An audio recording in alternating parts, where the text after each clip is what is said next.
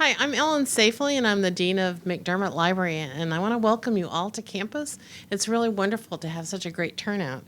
And I have a special, role in this meeting today. I get to introduce Elizabeth, and I think at the end I get to give her this large six-figure check and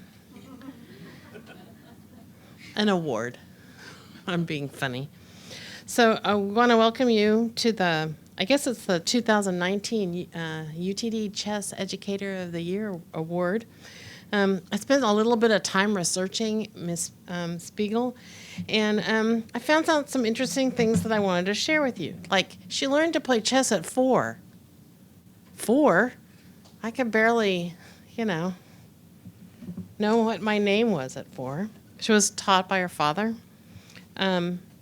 She used chess to be more self-confident. At least that's what she told me. That's not true, but that's what I read. So Elizabeth has a bachelor's degree in English from Columbia. Pretty good. And a master's degree in English education from City College in New York. So I don't see chess there, but somehow at the age of 4, she progressed. And at one time, she was ranked in the top 30 best women in the country, right? Pretty good. I'm not the best at anything, so it seems really impressive to me. In around 1999, she started to work at the Brooklyn IS 318. I didn't know what that was, but intermediate school, so she was training chess players for the 6th, 7th, and 8th grades. And in a part of Brooklyn or a part of New York that was living, about 70% of them were living below the poverty level. So not always the most knowledgeable about chess, but Elizabeth changed that. And she also told me that part of Brooklyn is improving, so maybe she had something to do with the economic activity there too. She was part of a program called Chess in the Schools, and they paid her to work part-time to train people to do chess in 1999. And I guess she was good at it because they made her full-time about 7 or 8 years later. And she is the coach, I guess, of an 80-member team, she teaches 80 people all at one time, except for today. So we get her today. So starting in around 2000, this program got really, really good. And she'll probably talk about that, but they won all sorts of awards, including in 2012, the first time a middle school had ever won the national chess championships. National chess champion of high school students, but it was a middle school group of people that did it. Never happened before. I don't know anything about that, but she's going to talk about it, I think. And in 2012, probably why all of you know her or recognize her is that she was part of a documentary film called Brooklyn Castle that featured this chess program. And we love this film, and it won...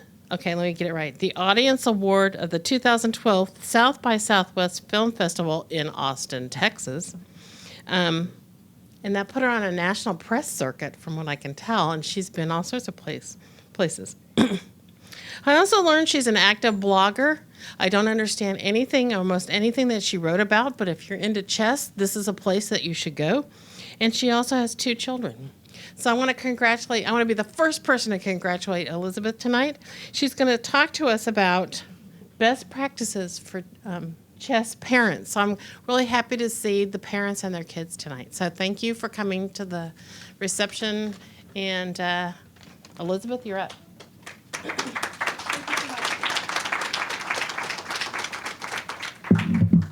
Thank you all for coming. I'm really honored to be here, and thank you very much to Mr. Stallings for the award. So I'm especially happy to see the parents, because I sort of wanted to write a talk a little bit about the advice I would give to chess parents, or how I think kids get better at chess, and what I think the parents' role can be. Okay. So I teach at IS 318, which is a public middle school in Brooklyn. I started there in 1999, and since then we've won lots of national championships. As you very kindly mentioned, the one that was always dearest to my heart was when we won the national high school because that was sort of a pretty special thing. And I'm going to talk later about why we've been so successful. And it sort of gets down to time, and it gets down to the model of how people pay chess teachers and how people sort of learn chess. But that's why I'm here, I guess. Okay, so I want to talk a little bit first about chess, as why I think chess is so important for kids and why I think it's such an effective teaching tool. So it reaches a level, I teach junior high school, and it reaches a level of complexity that no other subject reaches, especially in elementary and junior high school. Math, chess is much harder than math at that level, right? Math at that level, you're just being taught how to do something and then you're doing it to different numbers, right? Even English, you're reading books, but you're writing sort of fairly formulaic things. And with chess, kids are really pushed to do their own kind of thinking and figure out their own kind of problems. And I think it's really a whole level more difficult, and that's a very useful thing for kids. It doesn't require advanced verbal skills. And because it doesn't require advanced verbal skills, it includes a lot of populations that you otherwise miss, right? It includes ESL learners. It includes autistic children or less verbal children. It includes people who, to be good at most subjects in school, you have to be a good reader. Right? You can't be good at history if you're not a good reader, but you can be very good at chess. And so I teach a lot of students who have been turned off school because they're not good readers of English, and chess can reach them in a way that other subjects can't. Because it directly rewards thinking with winning, it motivates kids who maybe otherwise aren't into school. Some kids are born and they love school and they love the rewards of school and they love pleasing their teacher, but some kids don't automatically get into it. And it's sometimes very hard to explain to a kid why it's important to learn something. But with chess, you don't have to do that because winning is so connected to thinking. Because it's emotional, the memories that are formed are much stronger. So when kids learn things, they learn it for a longer time, they learn it more easily. There's also tremendous motivation with kids in chess. I love teaching chess in middle school because kids come to me and they want to learn things. Like I'll have kids come and ask me, I don't know how to play against this opening, will you teach a lesson on it? Or I had a queen against rook, I don't know how to play that kind of position, will you teach a lesson on it? And I feel so excited as a teacher and lucky as a teacher that kids are that excited and that self-motivated about chess. People talk about 3 subjects that kids can be prodigies in, right? Music and math and chess. And the thing that they have in common is that the feedback is immediate, authentic, and accessible, right? Because when you play music, you can hear if you have a wrong note. So kids can practice and practice and practice until they get it right. And they can do it on their own, right? They don't need a teacher interpreting whether the music sounds right. And it's the same with chess, right? If your kid gets obsessed with chess, they can play blitz all night on ICC or chess.com. They can do tactics all the time. It's something that they can teach themselves, and so kids, because of that, can get very good at it.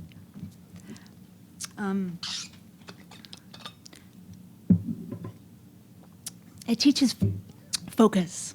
And this, I think, is a huge thing in today's world with so many screens. But it's also a huge thing in education. And I have a lot of principals who, or I used to work for Chess in the Schools, which was sort of try to sell chess to principals. And now I work in just one school, so I'm not so involved in talking about it. But one of the things I used to say to principals was, standardized tests are so important. But what could possibly be better training for a standardized test than chess? Right? You're sitting there for 2 to 3 hours. You're not allowed to talk. You have to solve a series of difficult problems on your own without talking to anybody. Like, that is a standardized test, right? And when you say that to principals and they make the connection, then it becomes much easier to sell the game itself. It teaches grit. So in New York, we have this amazing tournament called Quads. And it's a really simple tournament to run. The idea of a quad, you have 4 people of similar rating and everybody plays each other once. So it's game 70, which is a pretty slow time control. And the kids who come every week, so you end up playing the same people over and over. And Quads is such an amazing tournament because you don't get paired up and down. Like, every game is hard. So it's very easy to go 0-3 and not even be playing that badly, right? And you're 0-2 and you still have to play another tough game. And I think that's what chess, like, one of the great lessons of chess for kids is it's so hard and it's so devastating emotionally when you lose. And you just have to sort of get over it right away and play the next round. And I feel like that's just a really valuable like character development lesson. And finally, it teaches you to be really honest with yourself. Like a lot of people intellectually don't want to face what they're bad at, or they lie to themselves about what they saw in a variation, or how much their motivation for making a move. But getting better at chess really requires you to be like incredibly honest with yourself about what you saw and what you understood and what you were thinking. And so that's another, I guess that's the final reason that I really value chess itself as a teaching tool. Okay, so there are 4 things I think that are important for getting better at chess. And I'm talking essentially about people under 2,000. Above that, I'm sure there are many different things. The first thing to understand is that chess is a skill, right? So in a lot of ways, a lot of the normal methods people think will help you get better at chess will not help you, right? Like watching a video is not going to change how a child makes a judgment in a game. Right? It's not going to change how children make decisions. Reading a book. I love chess books. I read them all the time, but I don't really believe that they make people better at chess. Right? Chess is a skill with a little bit of knowledge that you need, maybe a fair amount of knowledge, but it's essentially a skill. And so to get better at it, you have to do things, right? And playing is the most important thing.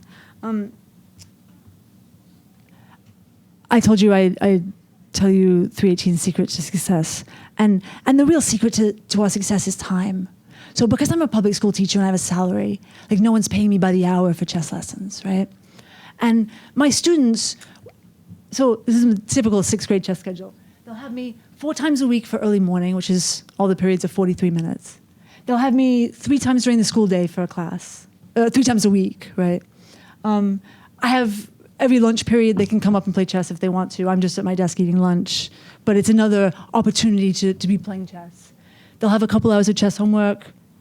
We require they come 2 days a week to after school, but they can come up to 4, so 2 to 4 times 2 hours of after school. 6 hours at a tournament on Saturdays.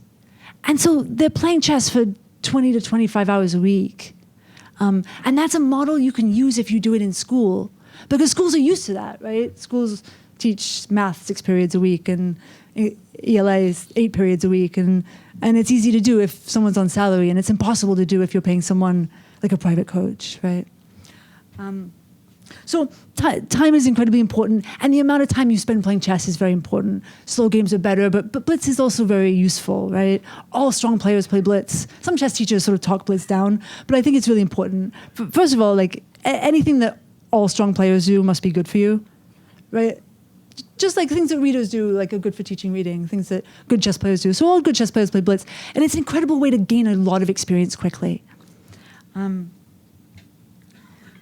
I'm going to go back to the slide and then go forward and go back a few times, because in addition to playing, like you have to look at the games. And so you're trying to take something away from the experience, right? You're trying to process the experience and learn from it. And you can do this a couple of ways. You can do this just going over the game by yourself, or with your opponent, or with a chess engine, or with a chess teacher. And maybe it's a little bit easier with a chess teacher, but it's absolutely possible to do it yourself. In fact, at 318, I make the kids analyze their games all the time, right? And one thing they have to hand in every week is a tournament game that they played that they analyzed. And the thing that's most important is I ask them to sort of think about why they lost, if they lost. Because I have this theory that there are about 15 reasons that the kids lose. And what you have to do is you have to figure out why you're losing, and then you have to target that in particular, right? So I'm just brainstorming a bunch of things that I've seen in my students. Blundering is huge, right? And I'm going to talk about exactly how I address blundering in just a second. Time trouble is huge. And what causes time trouble? It's caused by 2 things, right? It's caused by not knowing your openings, and it's caused by being a perfectionist, right? So there's a cure for time trouble. Either you have to figure out which one it is, and then either you have to learn your openings better, or you have to give yourself permission to make a mistake, right? You have to say, it's more important that I don't lose on time, and I will make myself move at a certain rate. I'm forgiving myself in advance if in doing that I make a mistake. too many pawn moves, moving one piece all the time, typically the queen, right? And some of these things you can just draw a kid's attention to. You can say, look, you're making too many pawn moves. You're not allowed to make more than 3 in the first 10 moves or whatever. One thing I see a lot is kids make a mistake after a lot of trades, right? Because the position has changed, right? It's not a middle game anymore, it's an end game, or it's a completely different kind of position, and they're still playing it like it was the position before, and they haven't sort of adjusted to it. And that's a classic one that when you explain to the child that that's what they're doing, and they're like, oh, you're right, then just being conscious of the problem in the thinking process is all that's maybe needed. Other ones, not making pawn breaks. Oh, sorry. Not coming up with a plan after the opening, always trading pieces, not centralizing the king in the endgame, a reluctance to make ugly moves. You know, there's some people that always want to make very flashy moves and don't want to defend things, especially kids. Not noticing the opponent's threats. And it's very important if you're looking at your own games and trying to figure out what your typical mistakes are, that you're as specific as possible. And I almost didn't include not noticing your opponent's threats because in some sense, that's why every game is lost, right? Because you don't notice your opponent's threats. But there's also a very specific version of it where someone threatens something and you overlook it. A really common one is stopping analysis one move too early. And maybe that's more common at a slightly higher level. When I came back to 318 after being out for a couple of years on maternity leave, and every single kid only knew one plan, which was try to checkmate in the middle game. There was nobody who was attacking a pawn weakness or trying to build up advantages or anything like that. But a lot of people, if they haven't been introduced to the idea of a plan, the only plan in their head is checkmating. And then the last one is wanting, and the giveaway to that is they always say, I felt like that was the right move. Well, that's the move I wanted to play. And then you have to talk to them about the difference between what they want and what the position wants, right? The difference between your sense of what's right and your objective analysis. And so if you figure out that your child has one of these issues, sometimes you can just draw their attention to it. Sometimes there are really targeted things you can do, really targeted exercises. I had a kid who was very bad with pawns, and there's a great series of books called Chess Steps that's published by some Dutch guys, and they have really, really super hyper-specific exercises for specific puzzles, for specific problems. So, I could give him 8 pages on pawn structure. Or I could give another kid, 3 pages of homework on defending against your opponent's threats, or so Chess Steps is very good for that kind of very specific targeting.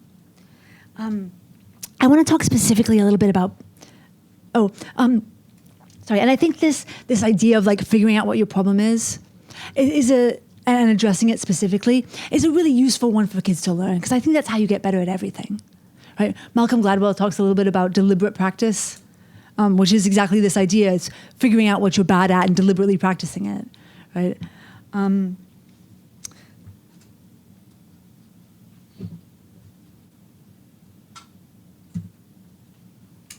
So I want to talk for a minute about blundering, because blundering is a really common problem that kids have, and it's also often felt as a really shameful problem, right? Kids are like, oh, I blundered. I don't know what happened. It's almost like it wasn't them, or it's something that sickens them so much, right? Because it seems like a stupid mistake to kids. But blundering is actually one of the easiest things to fix. And I like to use this method called blunder checking. So this is how it works. When your opponent moves, you first write down their move. And then you use whatever process you use to decide on a move, right? You have a checklist or you analyze or whatever. You decide on your move. You write it on your score sheet. You cover it up. And you look back at the board. And there are 2 versions of the question. So the easy version of the question is, if I go there, can they take me? Right? And you're just looking at the opponent's queen and if there are any pieces that can actually capture you. And the advanced version of the question is, if there was something wrong with that move, what would it be? Right? Sort of a troubleshooting sort of question. And if you decide there's something wrong with it, obviously you erase the move and you think again and you decide on another one. If you like the move, then you put a physical check mark next to the move, this is a score sheet where my student blunder checked. So all of her moves have a check. No, of course, none of the opponents do. And that check mark is your promise, the student's promise to themselves or to the coach or to the parents, that they check the move. Now, that won't automatically eliminate blundering, but it'll give you a moment that you can look back on and you can think, why didn't I see it? Right? You can say, at this moment I checked and I looked for, can they just take me? And I didn't see the queen could just take me. Like, what was wrong with my thinking process? And it allows kids to actually think about their thinking process for the first time and have a moment that they can like hold themselves responsible for. Making the check mark is super important because once the kid is out away from the parent or away from the coach and in the tournament room, you can tell them to check their moves all they want, but if they're not actually doing something physical, children won't do it. They'll just forget, and then they'll come out and say, I forgot. But having to make the mark is really important for making sure it gets done. And my experience is that if you can get a kid to do this every single move of every game for 4 tournaments, then it starts to become habitual. Then it starts to, before they move, they're just pausing for a second and looking around. And people ask me all the time, like, can you do this if you're in time pressure? But this checking is not recalculating everything you calculated. This checking is just, if I go there, can they take me? Is there something obviously wrong with the move? It shouldn't take you more than 10 seconds, right? And the idea, again, is just to habituate it. It doesn't work for everybody, but for 30 or 40% of kids, it really, really, really works. And what I find is that it works not just in chess, but sometimes it works in other things. Like, they stop to think before they do lots of other things, and they stop. I had one kid come back after 10 years and say, it was so great. I check all my papers now, and I don't lose my keys. And this kid used to be a mess, and you're like always lost everything. And blunder checking can sort of help just to get you in the habit of pausing and being like, do I have everything I need? Is that a terrible mistake? Yeah.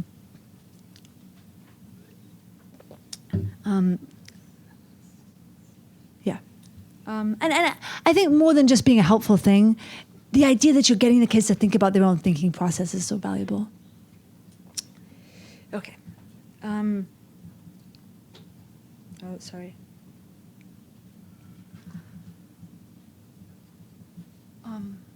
Okay. So that's the addressing the problems when kids get stuck.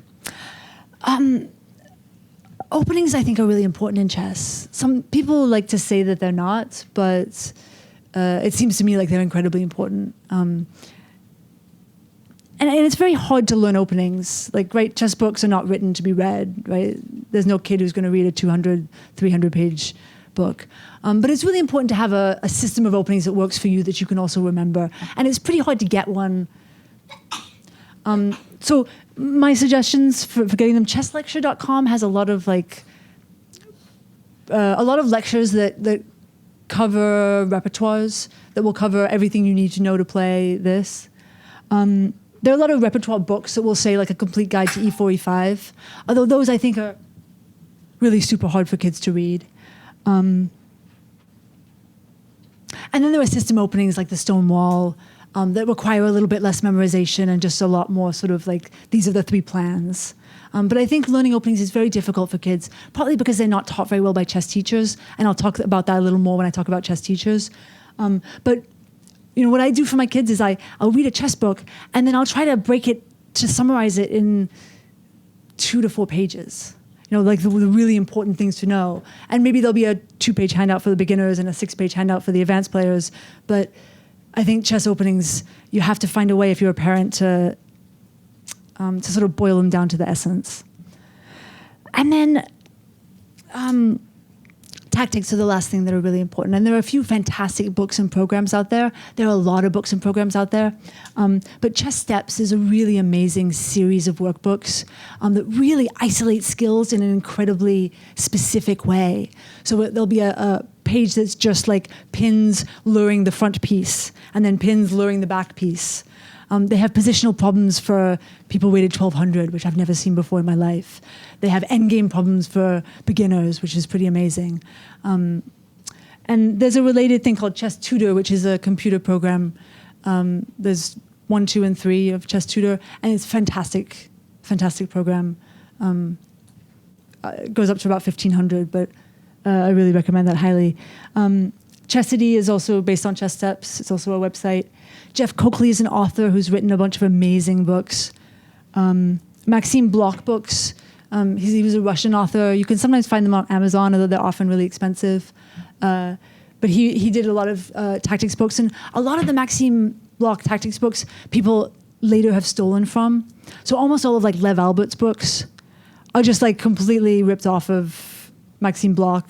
It's like maybe a 20th of the size, and because you can't copyright chess positions. And finally, I just learned about Chess School 1A, 1B, and 2, which is also an amazing collection of puzzles. I'm sorry, I'm having a little trouble with my mouse. All right, I'll just keep going.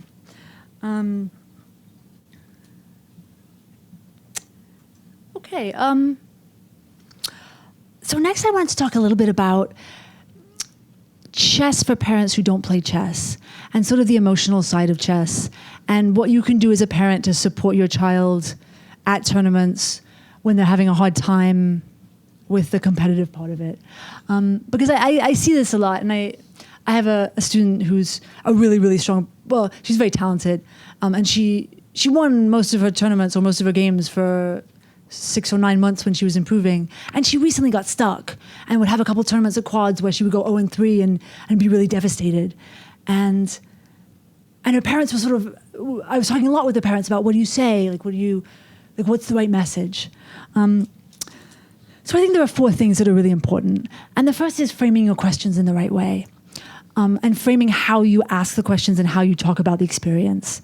So every time that I teach junior high school, but I often go to nationals go to elementary nationals with another school just to sort of freelance.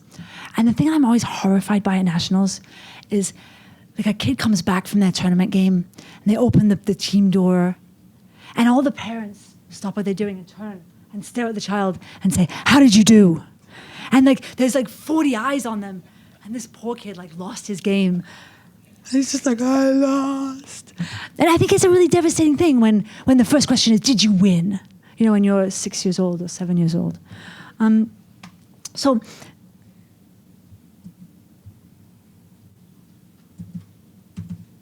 I'm sorry, I can't.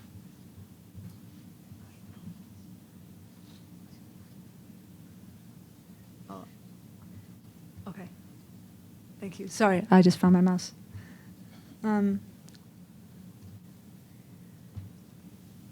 Okay, so instead of saying, "How did you do?" right, you have to try to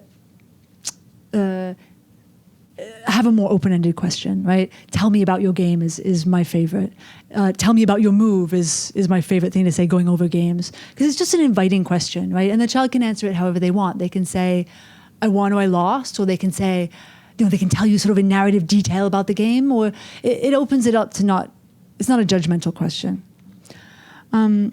I see parents all the time and coaches all the time trying to get kids riled up before their games.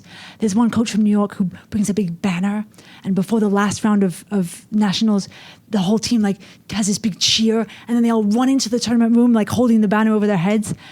And I think this is the stupidest, craziest thing I've ever heard. Because, the child's gonna play chess, right? Not football. You want the child to be in a calm, serious, reflective, patient, thoughtful mood. So the question should be are you feeling thoughtful? Are you feeling calm? Would you like to go for a walk? Not are you gonna crush someone? And then sometimes I see parents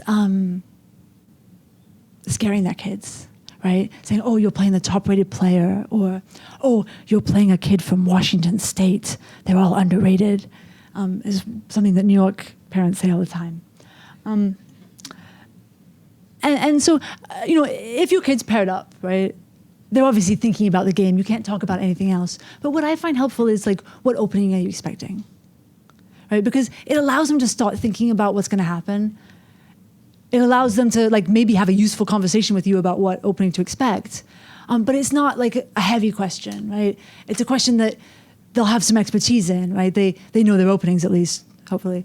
So you're sort of talking about the game without scaring the kid or talking specifically about the result. Okay. And the next way is introducing the idea of judging your performance in chess by something other than your results.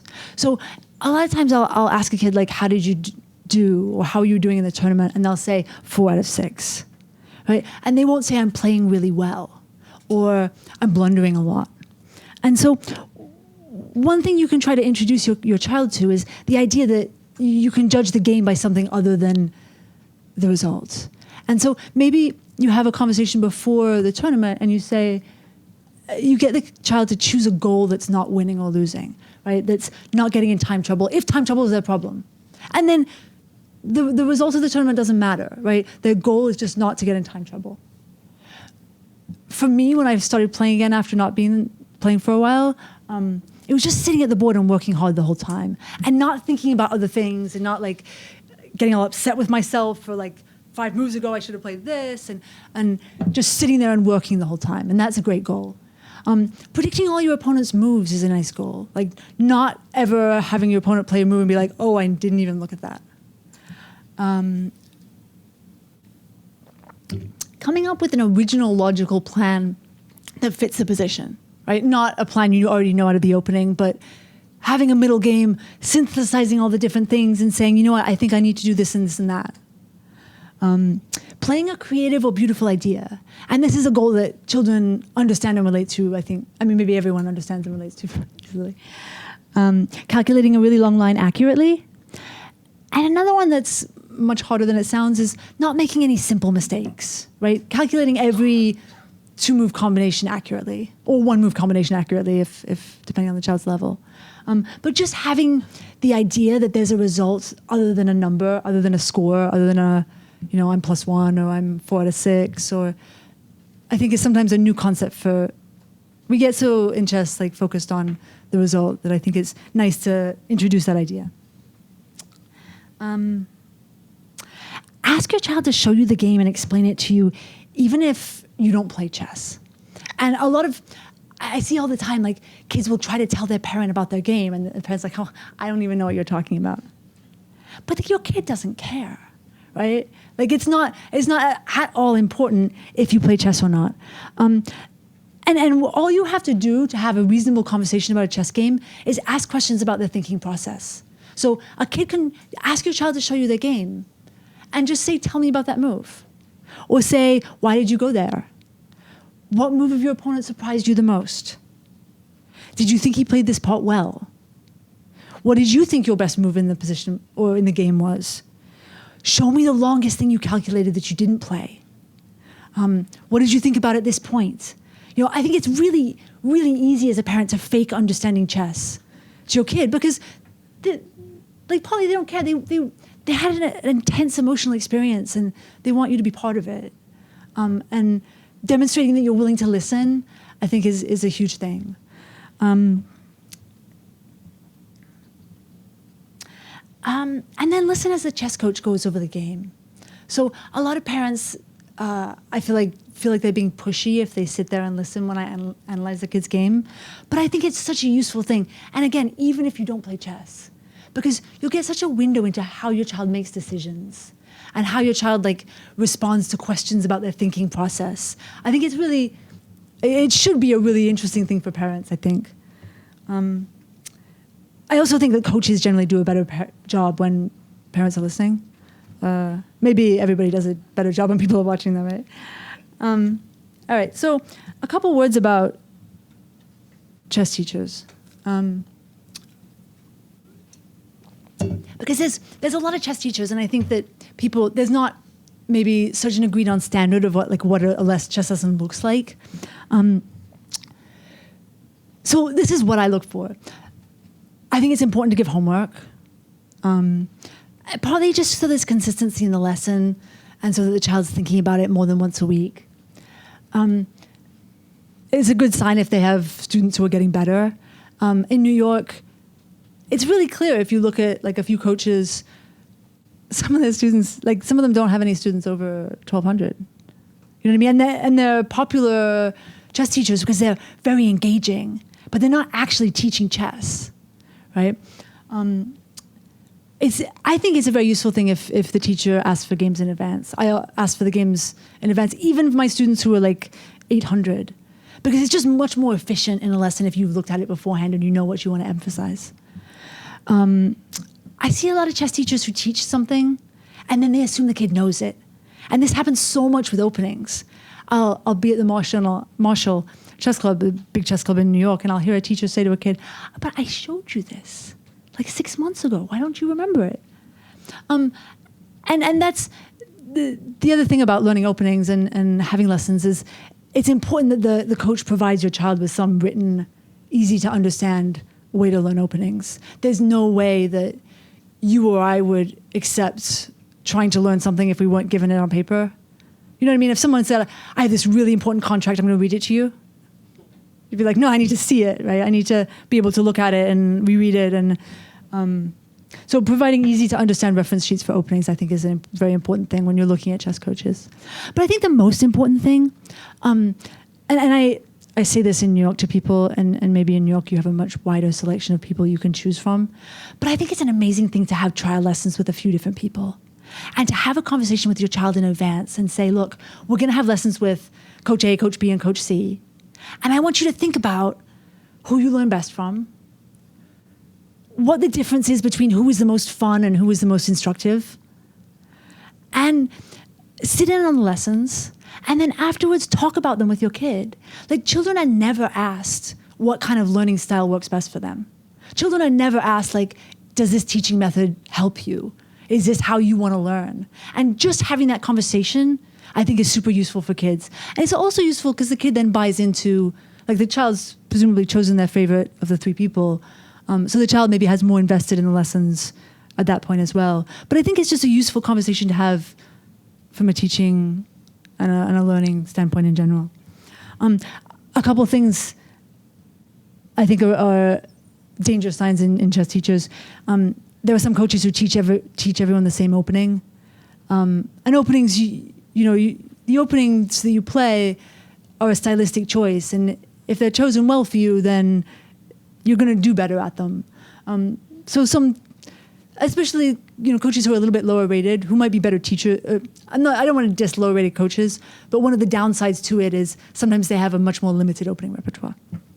I think showing whole games is a crazy way to teach. Whole games are so complicated that the idea that a child is going to extract a lesson from something that took Magnus Carlsen 6 hours to understand, it was ridiculous, right? So I think like chess very much has to be broken down by the coach into chunks, and anyone showing whole games, I don't think so. I don't think playing kids a chess game in a lesson is a normal thing to do in a chess lesson. Playing a particular position maybe, but sometimes I see coaches and they spend most of the time playing, and it seems not very useful. And the second is, the last one is I see a lot of chess lessons where the coach is talking the whole time. And to the extent that the chess lesson is about getting your child to make judgments better, the child has to be talking, because you have to be seeing like how the child gets to where they're making judgments, right? And if you're watching a chess teacher teach your child and the teacher's talking 75% of the time, then probably there's no learning going on, because there's no discovery of like how your child thinks about it and how your child misunderstands it, if that makes sense. But my main suggestion with that is really to try a few people. Like the people who've taught me chess have taught me so much, and I think it's really important to get that choice right. For a lot of kids, it's their first introduction to competition. It's their first introduction to doing something that's really hard.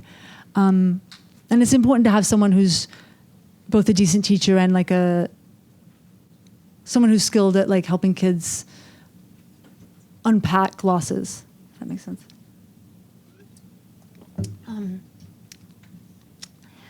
And then I want to finish by talking about what to say and do when your child has a bad tournament or is in a slump, because this is something that I deal with a lot. You know, maybe junior high school age kids are very emotional, and maybe quads is just a really brutal tournament. But I think chess is it's you're very vulnerable when you're playing, right? You put all your effort into it, and losing can be really devastating to kids. So the first thing that needs to happen is at some point the game has to be analyzed. And it's a lot like therapy, or a lot like how I imagine therapy, right? You have this traumatic experience happen to you, and you think that it's you. And then what you have to do with a skilled therapist or chess teacher is sort of look at why it happened and the mechanisms of what caused it, and understand that it was the decisions you make and understand where you went wrong. And then it becomes not you that lost, it's you did certain things that didn't work out, right? So unpacking it emotionally is both incredibly important for getting better at chess, but also for understanding that, like, you didn't lose. Like, you made a series of mistakes, but it's not you personally. The second one, normalize failure. So I think the important thing is not to suggest, sometimes parents suggest a break from chess, right? You can't do anything that sends the message that your child is too fragile to handle losing. Because the great thing about chess is that children will lose. And they will have like terrible spells where they lose every game and they're devastated and they think, oh my God, I'm stupid, I'm a failure. And you get to, as a parent, actually help them through it. And it's so great that it's happening when they're in junior high school or elementary school and not when they're off in college and you can't help them. Right? You can kind of guide them through this first incredibly difficult experience with failure or with, like not failure, but like adversity, right?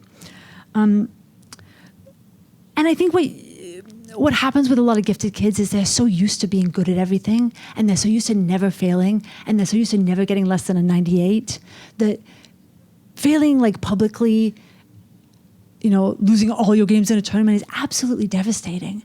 And a lot of kids, their first instinct is to quit because they're not used to it. And I think it's a really important thing for a chess playing parent to be like, you know what? People fail all the time. And you just have to get up and try again.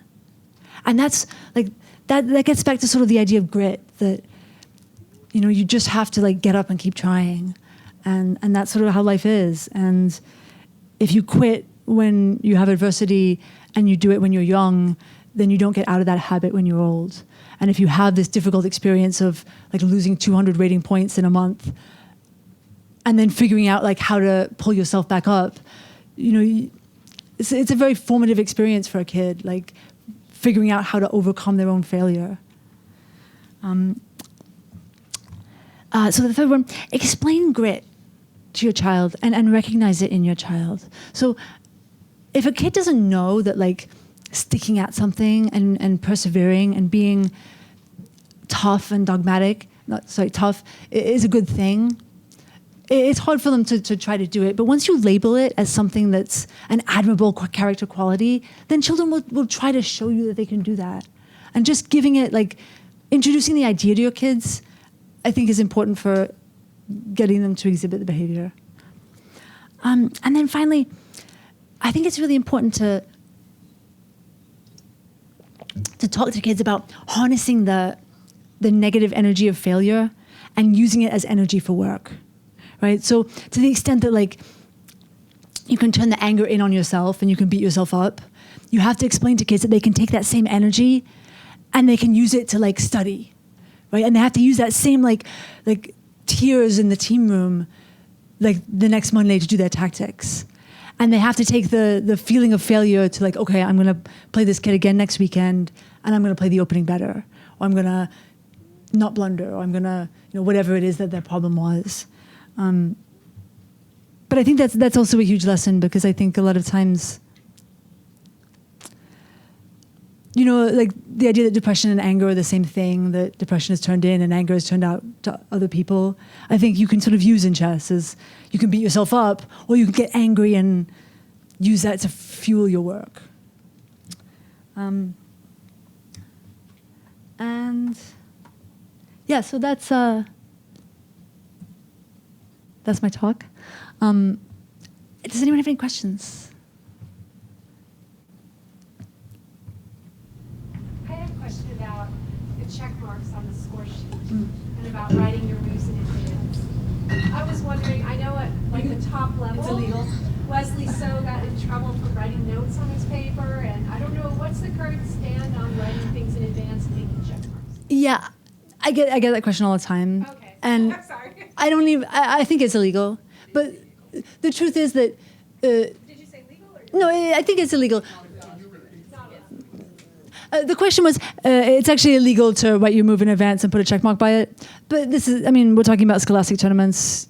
The chance that What nationals would they get in trouble for it, for example? they might get told not to do it, but my experience is people don't usually complain about it. I mean, kids don't really care. You know what I mean? It would take an adult to complain about that usually. Okay. Yeah. I used to use a method similar to that in all of my tournaments. Alexander Kotov wrote the book Think Like a Grandmaster, and he recommended always write your move first. Look at it before you make the move, and he didn't mention the check mark, but it was the same idea. And I did that all of my tournament career until just the last few years. And then for a while they gave us an exception. It's like, well, if you're writing it, it's okay, but if you're using a device, it's not. But now they don't let us in the adult tournaments, I know. You can also make just a tiny dot by the move and nobody will see it. My students do it all the time. People don't complain. It's really the kind of thing that adults complain about, especially adult chess players, but not kids. I think your best bet is if you have them doing that during informal tournaments and during the everyday scholastics and at your tournament, you're right. They do develop this instinct to blunder check. I mean, all grandmasters blunder check all the time. They don't make those blunders because they pause and think. I mean, Karpov made a mistake one time like that. He had a great positional move and he made it, and then realized he just hung a piece. But that's like 1 out of 10,000 for him, you know. So they do that mentally. So you're training them to do that. Even if they're not allowed later to do it in a tournament, they've still got the mentality to check. Thank you. You mentioned earlier in your talk about how chess helps with reading. How does it help with reading comprehension? You know, I didn't say that at all. I said maybe the opposite, which is that you don't need to know how to read to play chess, and that's a big draw. Like almost all school subjects, even math, like the way it's taught in New York these days, you have to be a pretty good reader to do almost any school subject, but you really don't to play chess. I believe there was a study a long time ago that suggested reading comprehension was improved by chess, but I think if you actually look at the study, the reading comprehension questions were about chess. So I don't know about that. I wouldn't believe it would. I don't think that chess is a very verbal activity. Another question. Since you mentioned about standardized testing as a way to introduce chess into a school program, are there any studies that you know of where using chess as a means of improving test scores has ever been researched out? I haven't looked at this study at all, but there was something that just came out with Chess Kid, where they did some kind of, they did some study in Atlanta that was, I think, described in the article I read as well-designed study. I believe that before then there weren't really wasn't much good research on it. Yeah. I mean, assuming that you're sort of sticking to basics, do you think someone needs to be a great player to be an effective teacher? I think that the process of teaching yourself is very helpful. Like of the people that I've worked with, I find that the American players who had to teach themselves how to be good were better teachers than people from the former Soviet Union who went through a chess school, just because they're more conscious of what they had to do and how they had to think about it, and they're less like, oh, well, that's obvious. So yeah, I mean, I think the problem in chess teaching is that the set of skills to be a good chess teacher and the set of to be a good chess player and the set of skills to be a teacher are completely non-overlapping. So it's really hard to find someone who's good at both. Yeah. I'm just curious. I think you mentioned you started playing chess since the age of 4. So did you just find it interested yourself, or you have like your parents like just? My dad taught me. I didn't play seriously when I was little. I started playing chess tournaments in junior high school in a program in my middle school. But yeah, my dad taught me the rules. Because it's very interesting. They also talk about your when you go to school, you actually study English literature. It just doesn't seem to really connect. I'm just curious, how did you find that balance for your own life? Oh, thank you. Yeah, I was originally a math major. And then one day I was almost done with all my requirements. And then I took a class and I was just like, I can't do this. And then I switched to literature just because I enjoyed reading. I really wasn't thinking about it. And I regret that I didn't do computer science, really. But then I had a bunch of weird jobs after college, and I ended up teaching chess. And we read about your story from the book How Children Succeed, and it's an honor to meet you in person. Oh, thank you so much. It was an honor to be in that book. Thank you. Any other questions?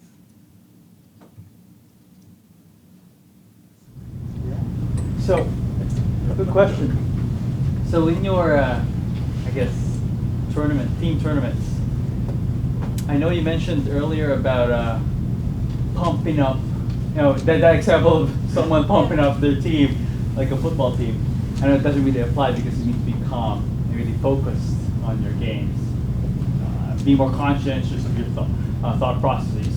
So how did you, as a champion coach with a champion team, how did you motivate them? How did you help them focus for their matches? Was there a routine that you did? No, I mean, like once a chess player is 1500, they sort of know what they're doing, right? I think it's important. It's nice to walk kids through the round. I think when you're playing chess tournament, it's nice to sometimes get up and have a calm walk with a friend. Yeah. I advise parents to walk their kids through the round and make sure the child's in a calm and thoughtful mood. But there's nothing special I do. So basically letting them know that you're there to support them, that you're there. Yeah, and you expect them to play a long, slow, serious game. Yeah, yeah. That's the expectation you're setting, and that's right. No big cheers. Gotcha. Thank you. Have you tracked your students like a long-term longitudinal study after they graduate? What do they want to do?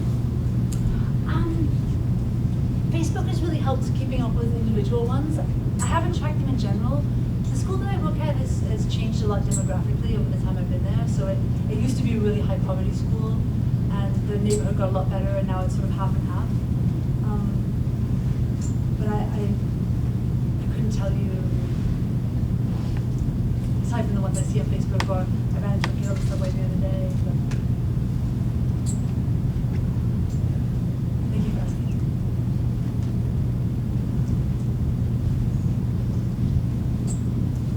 I have one more. I actually have a parent who told me most of his kids play chess and they do really well, like they won a national award. But one of his concerns he actually told us is one of his child seems overanalyzing things, and he thought it had something to do with chess. Do you agree or disagree?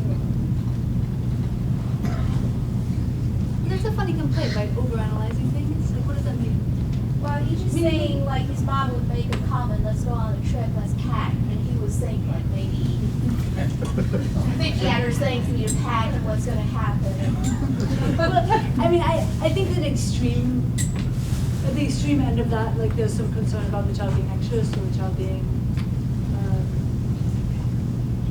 like bothered, like distressed by it. But I mean, it sounds a little bit like the kid's personality. I mean, kids are like that. Without knowing them, I wouldn't want to. So there's no, like, you haven't observed that in any of your students like this? That chess makes people more. I would suspect that people are drawn to chess because they analyze rather than chess makes them overanalyze. But I'm not a brain scientist, so I'm totally speculating. for dealing with beginning students, I mean, obviously the rules and things, once you're past that, would you recommend, I mean, focusing on tactics for a while and then talking about openings, or kind of both simultaneous, or do openings for a while and then tactics? I mean, it all depends on like how often you see the kid, and if the kid's actively playing. But I think openings are really important, not just for their own sake, but because when you play an opening, you get the same position over and over again, so you can start to go more deeply into it. Whereas if you get random different positions each time, then it's not as meaningful. Like the instruction isn't as meaningful, right? Because you can't build on what your teacher has taught you. So it's less of a learning process and more just a random decision-making process. So it's not that I just teach openings because I want them to win more. It's also because I think it's sort of more educational because they get things that they've learned about. And in contrast, like I think teaching endgames, aside from like basic checkmates, under 2000 is kind of a waste of time. Like I remember I was 2100 and I was taking lessons with a grandmaster, and I had a queen ending at Foxwoods one year, and he said to me, "Oh, you've probably never had a queen ending before." And I was very offended. I was like, "Of course I've had a queen ending." And then I thought about it, and it was actually I'd never had a queen ending. And the truth is that under 2000, you get endings sometimes, but infinitely less than you get them over 2000, right? Generally, they're poorly played, they're hardly notated. They come up so infrequently in my students' games that I don't teach very much of them at all. And I think it's incredibly important over 2000, but I think that he was actually right. You just don't get endgames that much under a certain rating. They're fun to teach. Yeah, but it's really important that what you teach is seen by the child as useful. And if you get, like you can teach an ending, but if the kid's like, what does this have to do with me? Then you've lost the kid, and that's really damaging, right? Whereas if the kid's if you're teaching an opening, the kid's gonna play against this kid who beat him last time, and the kid knows that the kid's gonna get the same opening, like you can't get more motivated. Do you find parents respond differently to kids playing chess 20 hours a week in school?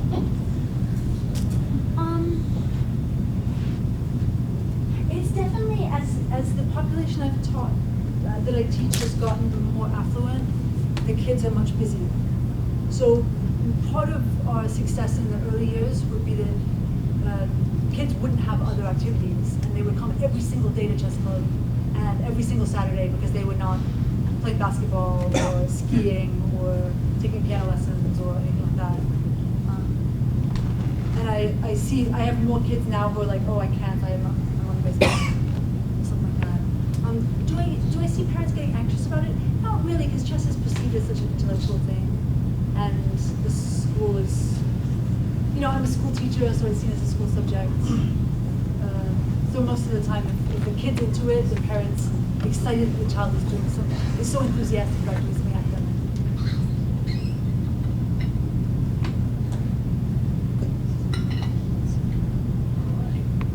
Well, thank you very much, Elizabeth.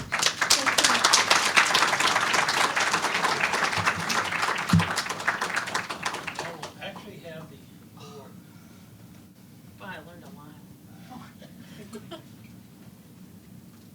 So this just says presented to the Chess Educator of the Year 2019, Melissa Spiegel, from the chess program at UT Dallas. So Thank you so much. congratulations. I understand there is money.